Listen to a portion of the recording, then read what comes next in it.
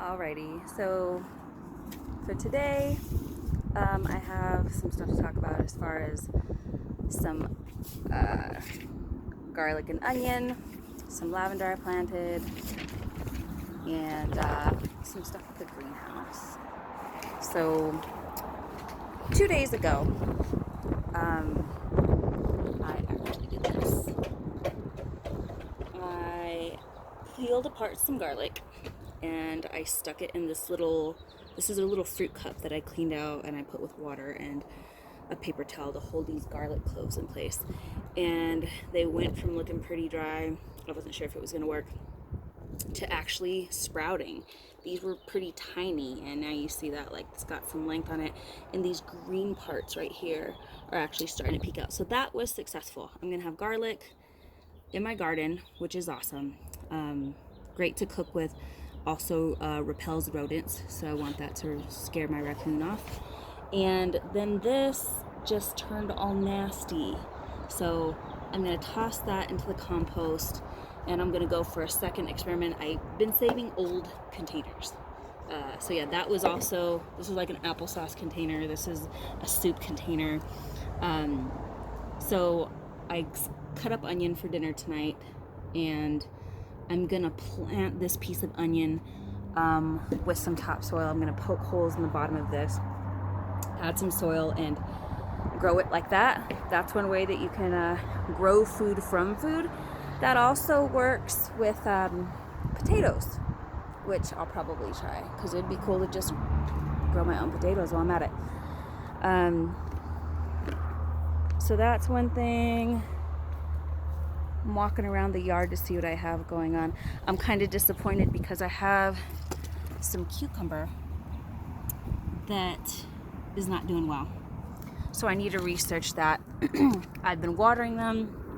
When I bring those inside, when I bring them outside, when I bring my peas and my cucumbers out, they start looking kind of crappy and wilty. So I have no idea why that's happening. They're supposed to be able to be okay out in the sun, out at this temperature. It's been 70, high 60s, low 70s here this past week. So next thing, I'm going into the greenhouse, and I just need to make sure there's no bees because there was just like a gnarly bumblebee the other day. Oh, there's all these gnats, gross. I planted some lavender in here. The girls helped me do that today. And the lavender, I can actually do some sachets, do some cooking with a bunch of different stuff. I still need to look that up and see like what all I can do. But the lavender I'm also going to put around my garden bed, and that is another odor that rodents don't like.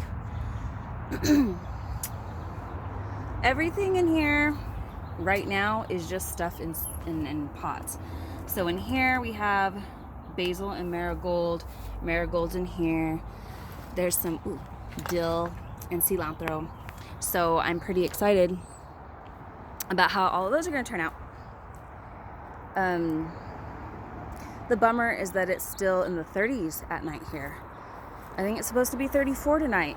So I don't know how well those seeds are going to do. I should probably bring them in the house, but we'll see what happens. I've been hoping that the warmth from the day has been kind of helping to keep them warm. Something exciting that came today, actually came yesterday.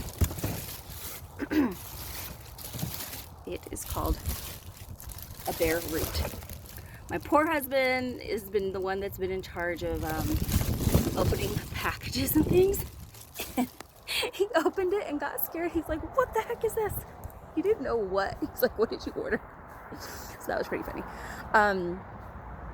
Bare root it's a cutting of a rose. It's a rose root. And that is going to go on my arbor. So in these 2 buckets, I'm going to plant them.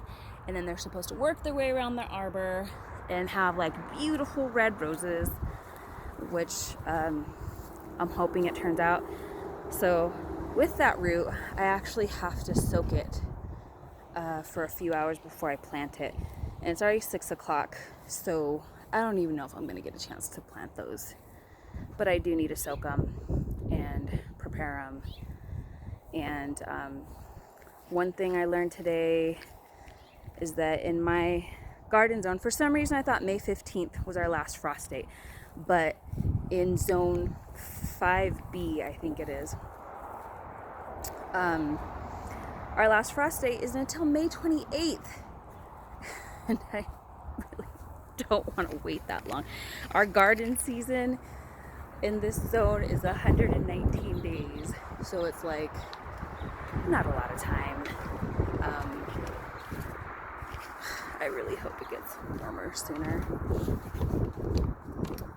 So we'll see. And other things I learned about having a portable greenhouse like that is to anchor it more than what it already is, to use zip ties to anchor down the racks. You know, this is a portable greenhouse. It is not the strongest.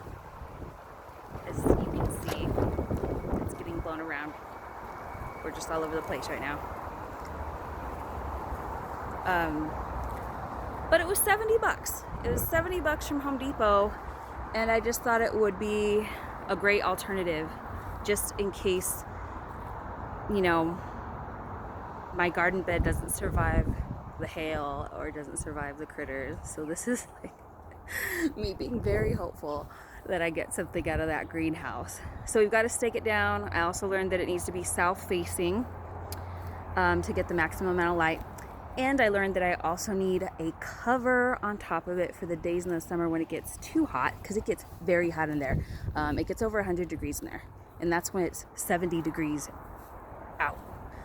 And I need stuff to track the temperature and the humidity in there, because that stuff is important. And it's crazy. I feel like I'm digging a deeper hole. The more, you know, I learn, the more I realize I don't know. So we'll see what happens. Wish me luck. Okay, bye.